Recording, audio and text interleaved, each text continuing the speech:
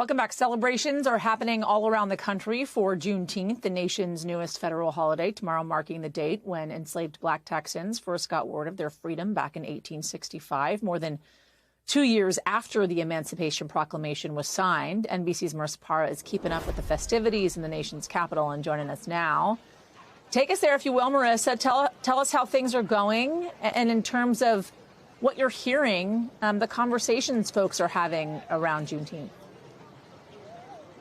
Absolutely. So we'll get to the national part, the national scope in just a second, but I want to explain what you're seeing behind me here. So you mentioned we're in Georgetown along the waterfront in the nation's capital. There's a couple of boats behind me over my shoulder here. In just a little bit, they're going to kick off an event for Juneteenth, the idea being that they wanted to remind people of the history of not just D.C., but particularly along the waterfront. This was a place that was manned, and there were Black Americans that were manning the docks, that were Black captains. And so they're going to have, they're expecting a big turnout here on the water, a lot of boats here. And so when it comes to Juneteenth, the thing to remember here is it's a very new federal holiday. It was only recognized in 2021. So typically before that, this was more of a grassroots celebration among Black friends, Black family. But now it's growing into something much larger that's recognized with events that are happening across the country, including right here in Georgetown. So we spoke to an organizer and people showing up about the nuance of this day, because there's very painful roots, of course, in why this day came to be to begin with,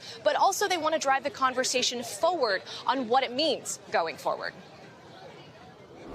I think it's also important that although we have endured a great deal of trauma in this country, and we still do, we also deserve to celebrate ourselves. We also deserve to not have everything be so tied to the hardship, but there's a rich part of our culture that should be celebrated and acknowledged more. And I think sometimes we just have to do that for ourselves. There's a lot of joy in being a Black American, and I take a huge amount of pride in it.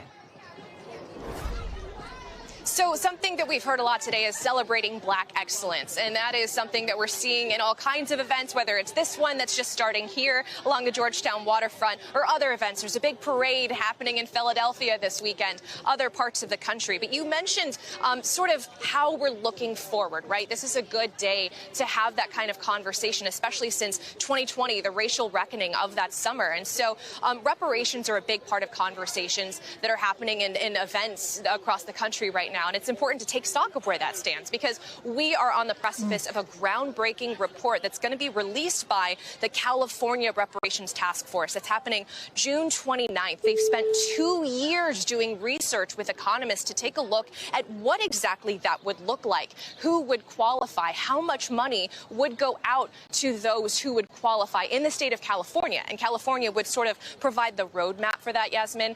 So we know that on June 29th, we're going to have that huge report released, and then that will go to the California Assembly, who would then decide how much would go to those who qualify. And those who qualify would fall under the category of those who are direct descendants of Black slaves in the state of California, or those who could prove that they were descendants of Black Americans who lived in the state before the 1900s. So again, a lot on the docket here, but I think the overarching theme here, again, is looking at celebrating Black excellence, but remembering the roots and where things stand today.